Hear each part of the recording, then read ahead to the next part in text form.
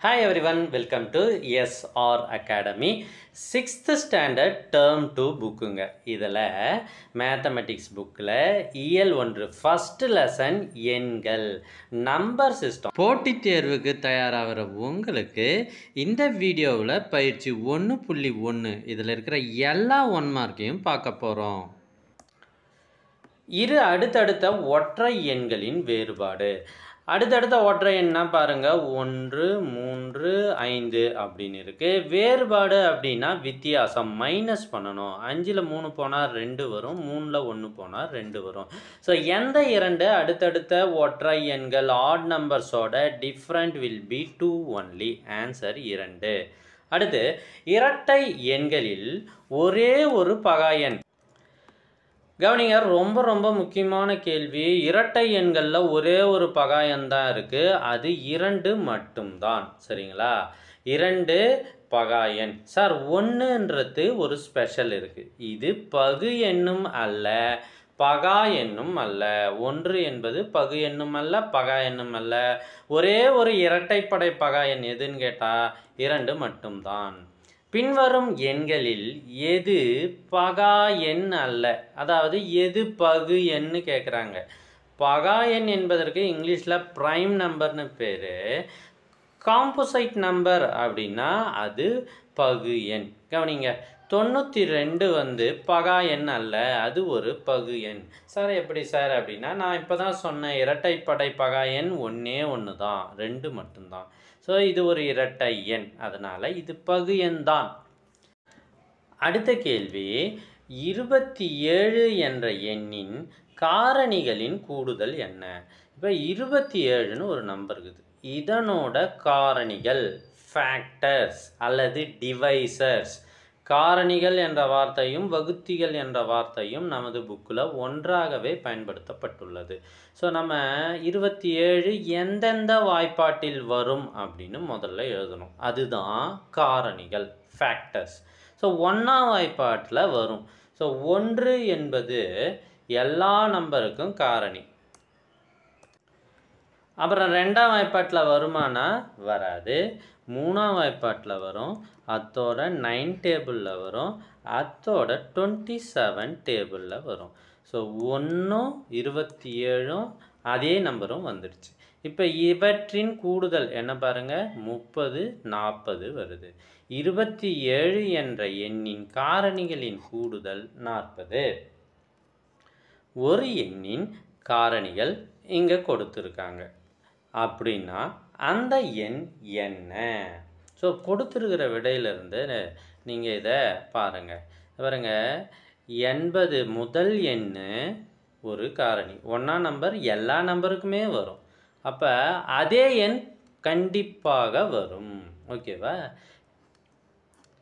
So அதே எண் தான். இப்போ 100க்கு 80 காரணியாக இருக்க முடியாது, 80க்கு தான் 80 காரணியாக இருக்க முடியும்.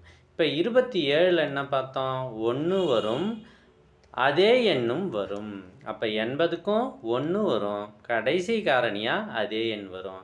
விடை ஆ 80. 60 என்ற எண்ணை 2 பெருக்கல் 2 பெருக்கல் 3 பெருக்கல் 5 என பகா காரணிப்படுத்தலாம். இதை போன்ற பகா காரணிப்படுத்துதலை பெற்ற மற்றொரு எண். பகா காரணிப்படுத்துதல்னா ப்ரைம் ஃபேக்டரைசேஷன். கவனிங்க, இப்போ அது மாதிரி பகா காரணிப்படுத்தி எழுதும் பொழுது என்ன ஆகுதுன்னா, இவற்றின் பெருக்கல் பலன் இது எல்லாத்தையும் மல்டிப்ளை பண்ணி பார்த்தா 60 வரணும். வருதா பாருங்கள், 2 2 4 4 3 12 5 12 60 வந்துடுச்சா? இப்போ இதே மாதிரி வேற ஒரு நம்பருக்கு பகா காரணிப்படுத்தி வருமா? கட்டாயம் வராது. ஏன்னா அதை பெருக்கனா என்ன வரணும், 60 வரணும். வேறு நம்பருக்கெல்லாம் போட்டு பெருக்குனா 60 வராது. அப்போ விடை சாத்தியமில்லை என்பது தான் சரி. அடுத்த கேள்வி ரொம்ப முக்கியமான கேள்வி. 6 3 5 4 இங்கே ஒரு ஸ்டார், 9 7 ஆனது 9ஆல் வகுபடும் எனில் அந்த விடுபட்ட இடத்துல, அதாவது ஸ்டார் இருக்கிற இடத்துல அதனுடைய மதிப்பு என்ன? இங்கே ஒரு மதிப்பு போட்டால் அது 9ஆல் வகுப்படும். அப்போ நாம் ஒவ்வொன்றா மதிப்பு போட்டு வகுத்து பார்க்கணுமா? அதான் கிடையாது. நான் உங்களுக்கு ஐடியா சொல்லித்தரேன். ஒரு எண் 9ஆல் வகுப்படணும் அப்படின்னா நீங்கள் இலக்கங்களை கூட்டுங்க. Sum the digits. எப்படி சார்? இந்த பாருங்க, 6 6 3 9 9 5 14 18 27 27 34 இலக்கங்களை கூட்டினா என்ன வருது? 34 வருது. திரும்பி இந்த 3ஐயும் 4ஐயும் கூட்டுறேன், நமக்கு 7 வருது. ஆனால் இலக்கங்களை கூட்டும் பொழுது 9 வந்துருச்சுன்னா அது 9ஆல் வகுபடும். இது 9ஆம் வாய்ப்பாட்டுக்கான வகுபடும் தன்மை ரூல்ஸ். ஆனால் கூட்டினா என்ன வருது?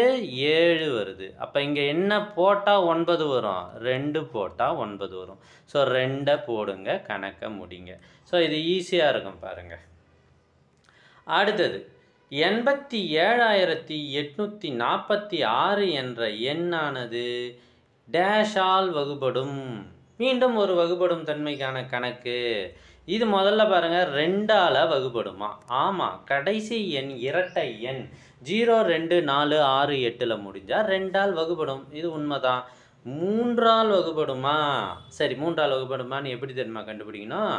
நாம் எப்படி 9க்கு இலக்கங்களை கூட்டணுமோ, சம் த டிஜிட்ஸு. இப்போ என்ன பண்ண போகிறோம்? திரும்பவும் we are going to sum the digits. அது 3 6 9 என வந்தால் அது 3ஆல் வகுபடும். சரிம்மா? சரி, இப்போ கூட்டி பார்க்கலாம். 8 7 15 15 8 23, அதுவும் கூட ஒரு 4 கூட்டுங்க, 27, அதுவும் கூட 6 கூட்டினா 33, திரும்ப 3 கூட்டுங்க 6. ஸோ இலக்கங்களின் கூடுதல் 6ன்னு வருது. 3 6 9 எது வந்தாலும் 3ஆல் வகுபடும். அப்போ இதுவும் வகுபட்டுருமா? சரி சார், இது என்ன சார்? அடுத்தது 11ஆல் வகுபடுமா? செக் பண்ணுமா?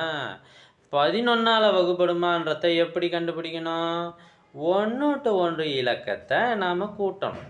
இப்படி கூட்டுறோம். அப்படி கூட்டும் பொழுது 8 8 16 16 6 22 பாருங்க.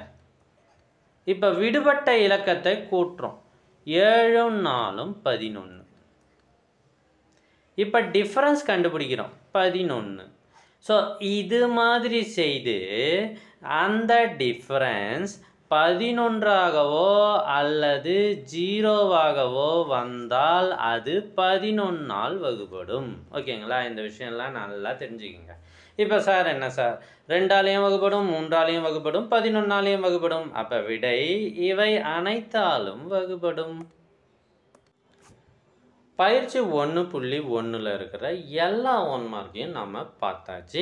ஸோ அடுத்தது பயிற்சி 1.2 இருக்கிற வீடியோஸ் 1 மார்க் எல்லாத்தையும் அடுத்த வீடியோவில் போடுறேன். தேங்க்யூ ஃபார் வாட்சிங். மறக்காமல் சப்ஸ்கிரைப் பண்ணுங்கள்.